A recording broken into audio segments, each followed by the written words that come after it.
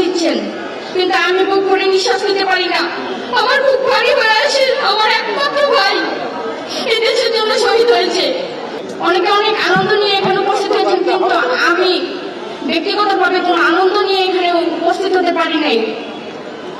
এই দেশ স্বাধীন হওয়ার পরে সবাই, আমার বিশ্বাস যে যারা সাধারণ মানুষ ছিল, যারা স্বৈর শাসকের দলীয় বা সমর্থনকারী ছিল, তারা ব্যতীত সাধারণ কোনো মানুষ নিঃশ্বাস নিতে পারত কিনা, বুক ভরে নিঃশ্বাস নিতে পারত কিনা, আমার এটা নিয়েও খুব সন্দেহ আছে। আমার মনে হয় না কেউ বুক ভরে নিঃশ্বাস নিতে পারত ভয়হীন ভাবে। আজ সবাই গত 5ই আগস্ট, আজকে 1 মাস অতিবাহিত হয়েছে, আমাদের দেশ নতুন করে স্বাধীন হয়েছে। সবাই বুক ভরে নিঃশ্বাস নিচ্ছেন, কিন্তু আমি বুক ভরে নিঃশ্বাস নিতে পারি না। আমার বুক ভারী হয়ে আসে। আমার একমাত্র ভাই এই দেশের জন্য শহীদ হয়েছে।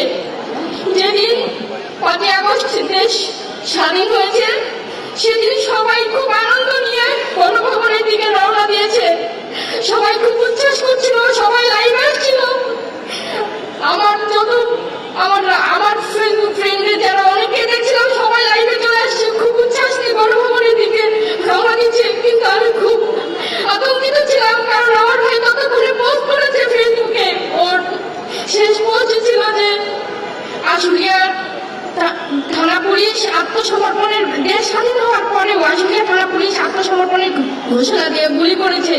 আমার ভাইয়ের আঙ্গুলে গুলি লেগেছিল, সেই ছবি দিয়ে এই লেখা দিয়ে শেষ পোস্ট করেছিল আমার ভাই। সেই পোস্ট দেখার পর থেকে আমি, এর আগে ওর সাথে আমার 2বার কথা হয়েছিল, 5 তারিখে মোট 3বার কথা হয়েছে। একবার কথা হয়েছে, তখনও দৌড়াদৌড়ি করে আমার সাথে কথা বলতেছে। আমি বললাম যে তুই কোথায় আছিস? বলে আমি রাস্তায়, কারণ আমি জানি আমার ভাই আন্দোলনে যে তোর। আমার ভাই মানারাত ইন্টারন্যাশনাল ইউনিভার্সিটিতে 3য় বর্ষের স্টুডেন্ট ছিল। আমার ভাই খুবই মেধাবী ছিল। আমার ভাইকে ওর ভার্সিটির ও ডিপার্টমেন্টের টিচার আইনস্টাইন নাম দিয়েছিল। আমার ভাই এত মেধাবী ছিল। আমার ভাই পাশাপাশি একটা সার্ভিসিং সেন্টার খুলেছিল আশুলিয়াতে। ও নিজে ওখানে থেকে নিজের পার্ট টাইম জব করে এবং নিজের সার্ভিসিং সেন্টারে টাকা দিয়ে নিজের পড়াশোনা নিজে চালাতো। তো আমার ভাই আশুলিয়ায় আশেপাশে যে স্পটগুলোতে আন্দোলন হতো, সেখানে অংশগ্রহণ করতো। 4 তারিখে ও সারাদিন জাহাঙ্গীরনগর ইউনিভার্সিটিতে আন্দোলনে অংশগ্রহণ করেছে। রাতে ওর সাথে আমার দীর্ঘ সময় কথা হয়েছে। তারপর ওকে আমি বারবার বলেছিলাম সাবধানভাবে আন্দোলনে যেহেতু অংশগ্রহণ করছে, ও যেন নিজের সেফটিটা মেনটেন করে চলে। তারপর 5 তারিখে ওর সাথে আমার যখন কারফিউ দিল নতুন করে, তখন আমার ভেতরে খুব আতঙ্ক কাজ করছিল যে আবার যেহেতু কারফিউ দিয়েছে, হয়তো আবার ইন্টারনেট বন্ধ করে আবার হত্যাযজ্ঞ চালাবে, যেভাবে 18 জুলাই চালিয়েছিল। সে আতঙ্ক থেকে 5 তারিখ, আমার 4 তারিখ সারা রাত আমার ভালোভাবে ঘুম হয়নি। 5 তারিখে ঘুম হওয়ার পর থেকেই আমার খুব অস্থির লাগছিল। আমি 5 তারিখে বারবার আমার ভাইকে ফোন দিচ্ছিলাম, ফোন রিসিভ করতেছিল না।